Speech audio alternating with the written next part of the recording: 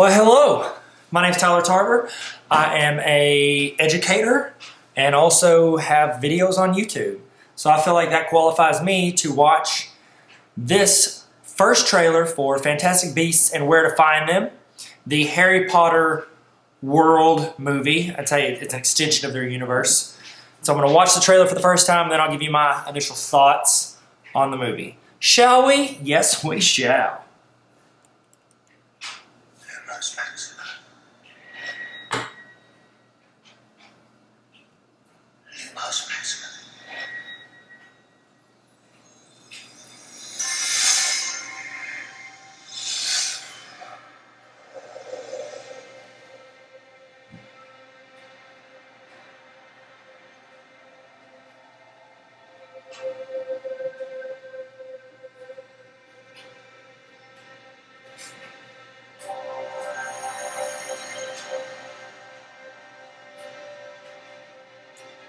Yesterday, a wizard entered New York with a case.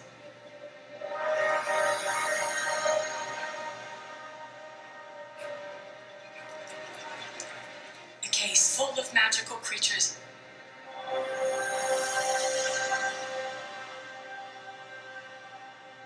And unfortunately, some have escaped.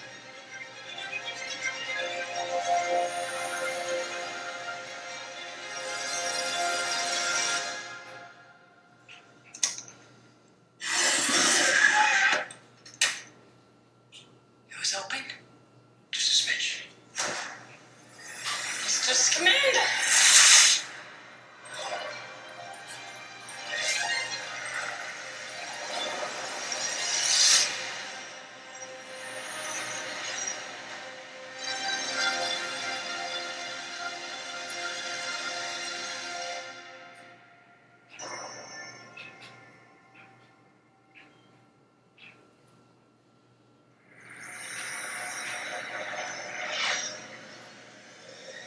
Well,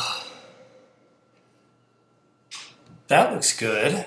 All right, so this was not what you would call your traditional trailer. It wasn't like a bunch of clips of the movie highlighted together and make you want to watch it.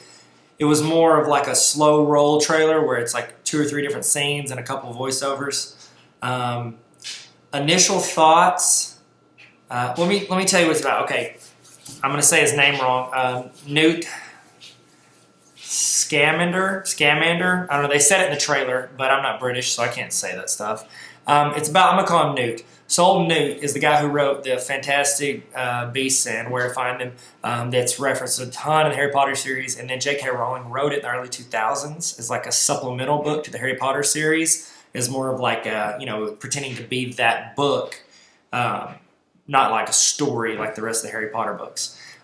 This is our first Harry Potter movie that doesn't follow that same group of actors, which I think is kind of cool because these are people that are grown up with the Harry Potter movies. I think it's really cool how they kept all the same characters throughout all of them, with the exception of like Goyle, who they switched out with some other dude, some tall skinny dude, supposed to be Crabbe and Goyle, whatever. With this one, they get to pick like legit. They've got the money, they've got the street cred, they've got the director, they've got the writer, J.K. Rowling, and they can pick the best people that they want for this movie. In the Harry Potter series, the first 2 were amazing when they came out, but then when you saw the third and you were like, wow, the first 2 weren't as great as I thought they were. But they just got better. The 5th one is arguably the best one, but they just continue to get more and more top tier as far as movies go. Here they get to pick, they took a chance in that one where they picked like, oh, we're gonna pick the people young and then hope they become good actors and actresses, which they did a great job. Those actors and actresses all were great. Emma Watson, Daniel Radcliffe, they're all Rupert Grint. They all ended up being really good. But here they get to say, here's our character. You are a professional actor. You are good at your craft. Do this role. And so I'm really excited to see where they go with this. I think it'll do well in theaters because it looks like it's going to be made well. It's not some cheap knockoff. It's not some crummy spinoff of a TV show that is just like the TV show. I think it's going to have its own world.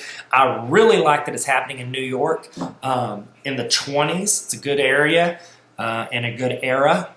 and I think it's going to be a good series. Let's see. I want to say it sounded like McGonagall's voice at some point. And we know from the Harry Potter series in the 90s, she was, I want to say, right at 100 years old, just under 100 years old, I think. I didn't research that, but I'm pretty sure from years ago, whenever I did research a ton of that stuff, I think McGonagall's going to have a part in this. She's got to, right? It would link that. And while this isn't a prequel or a sequel, it's just something that happens in that universe. I mean, it's got to. It's going to have it. It sounded like McGonagall. I hope they found a girl that can speak a lot like the lady that played McGonagall, who is famous, and I should know her name. Fun fact, I did read about this earlier. New York, like American people, they don't call them Muggles, they call them non-magi. Like it says it's a non-magic or no-magi or non-magi, one of those two, which is cool, which I've always thought was really cool.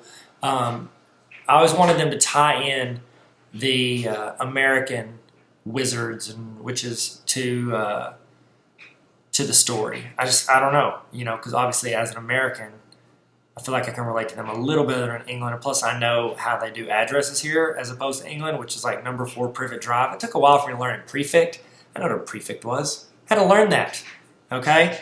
So, I don't know. I'm pumped. I know this actor is legit. It's got Ezra Miller in it. Legit. Colin Farrell's in it, which is cool. Thank you, True Detective. It looks good. I'm excited. I'm pumped. In the comments, tell me if you're excited, hesitations, things you hope to see, just anything. And here's another thing. And I know a lot of people are like, well, why didn't they do a sequel or a prequel? Yeah, that would have been cool, and I'm sure they will. J.K. Rowling can pretty much do whatever she wants. She's set, and her great-great-great-grandkids will be set unless somebody blows a lot of money at the casino with what she's made, and then they'll still be rich because of royalties.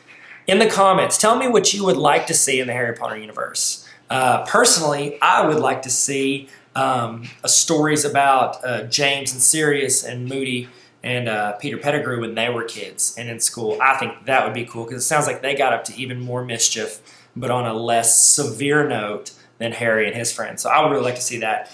In the comments, put what you'd like to see. Also, have a great day. Subscribe if you get a chance. Bye.